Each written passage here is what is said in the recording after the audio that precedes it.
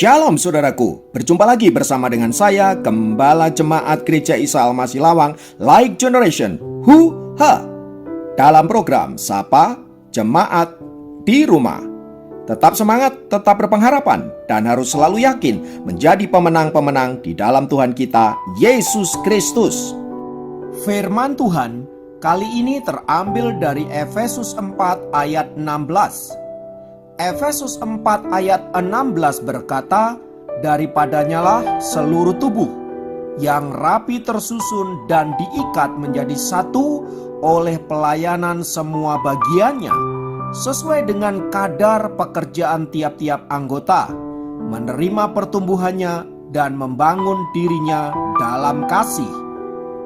Saudaraku, sebagai manusia, kita tidak bisa menolak natur kita sebagai makhluk sosial yang tidak akan pernah bisa hidup seorang diri.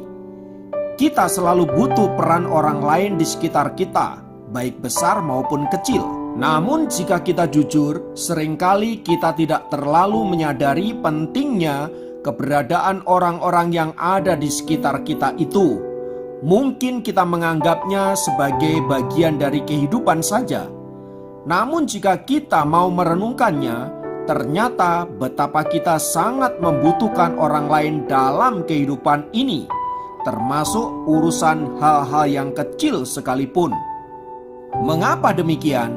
Karena memang faktanya ada banyak hal yang tidak dapat kita lakukan seorang diri, dan ada banyak hal yang tidak dapat kita pelajari sendirian.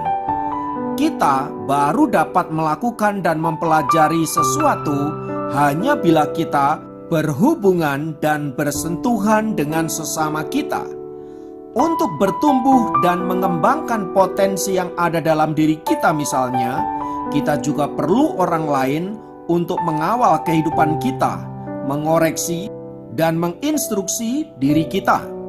Bukan karena mereka lebih hebat, tetapi karena orang lain biasanya bisa melihat hal-hal yang tidak dapat kita lihat pada diri kita sendiri. Begitupun kita hanya dapat belajar dalam hal pengampunan, dalam hal loyalitas, tanggung jawab, dan lain sebagainya saat kita berinteraksi dengan orang lain.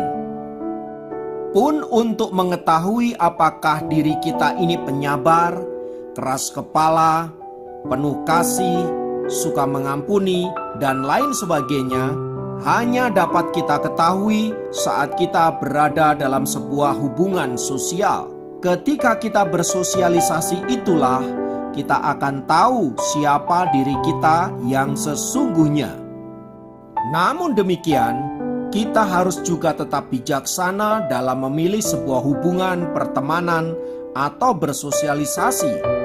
Karena ada juga pertemanan yang mendatangkan celaka, seperti yang ditulis di dalam Amsal 18 ayat 24. Di sana disebutkan bahwa ada teman yang mendatangkan kecelakaan bagi hidup kita. Dia mungkin datang kepada kita saat butuh kita saja, saat butuh pertolongan kita, saat butuh tenaga kita, saat butuh uang kita, dan lain sebagainya. Selebihnya, dia tidak pernah peduli sama sekali terhadap hidup kita. Tentu saja kita tidak bisa membangun pertemanan dengan orang yang modelnya kayak begini. Karena itu kita harus bijaksana di dalam memilih sebuah hubungan. Nah, sebagai seorang Kristen, salah satu komunitas terbaik bagi kita adalah persekutuan di dalam Tuhan. Alkitab berkata bahwa kita perlu terhubung dengan keluarga Allah atau tubuh Kristus. Roma 12 ayat 4-5. Dengan terhubung sebagai tubuh Kristus, kita akan mengetahui tujuan hidup kita. Kita dibentuk di dalam persekutuan sedemikian rupa. Memang tidak ada persekutuan yang tidak ada masalah, tetapi kita harus sadar bahwa di dalam Tuhan kita dibentuk di dalam persekutuan, belajar untuk mengampuni, belajar mengasihi, belajar kerendahan hati, dan lain sebagainya. Di dalam persekutuan, sama seperti tangan, baru akan berfungsi dan menggenapi tujuannya apabila ia terhubung dengan tubuhnya. Bila tangan itu dipotong, apalagi gunanya? Tidak ada.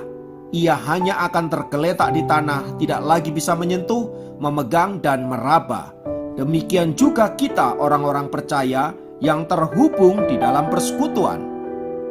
Maka bergabung dalam sebuah komunitas orang percaya tidak hanya perlu, tetapi juga penting, apalagi menjelang kedatangan Tuhan yang sudah mendekat.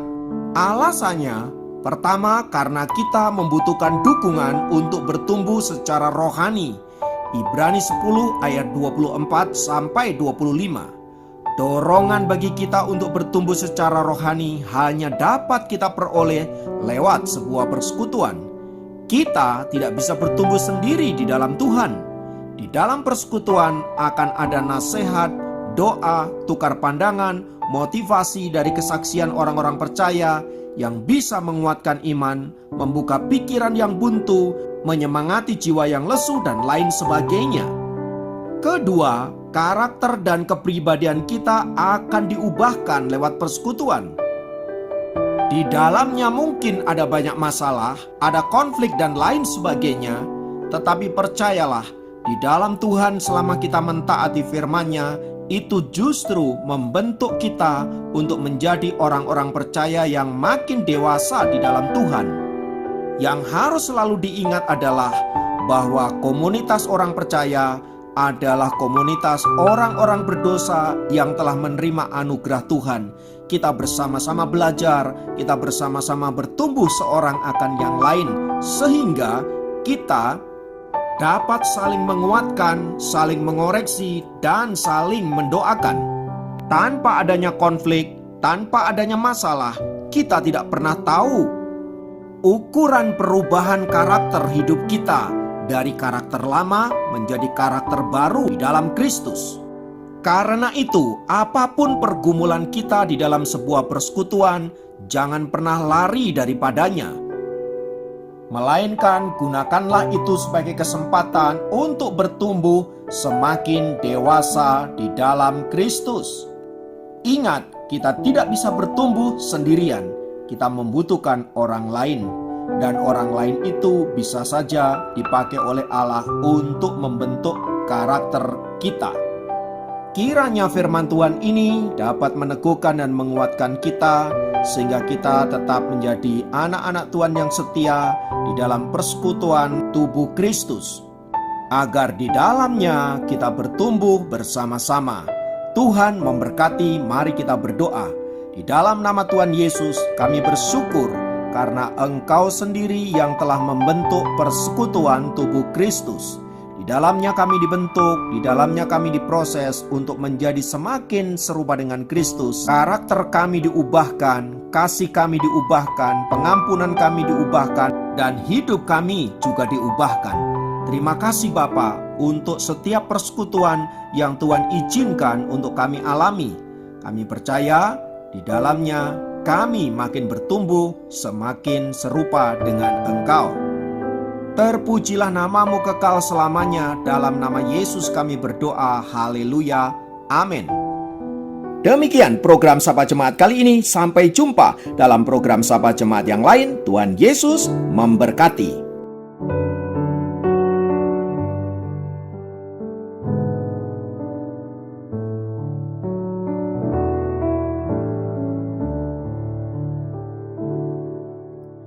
Yesus kawan yang sejati, bagi kita yang lemah, tiap hal boleh dibawa dalam doa padanya. Oh, betapa kita susah dan percuma berlelah bila kurang pasrah diri dalam doa padanya.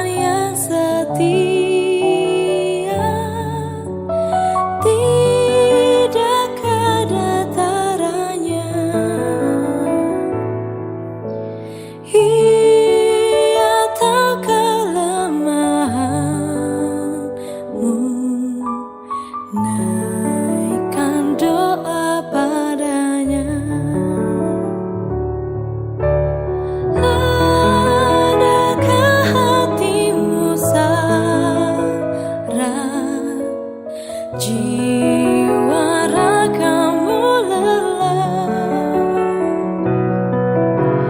Yesuslah penolong kita, naikkan doa padanya. Biar kawan lain menghilang, Yesus kawan yang bakal. Ia mau menghibur kita atas doa padanya.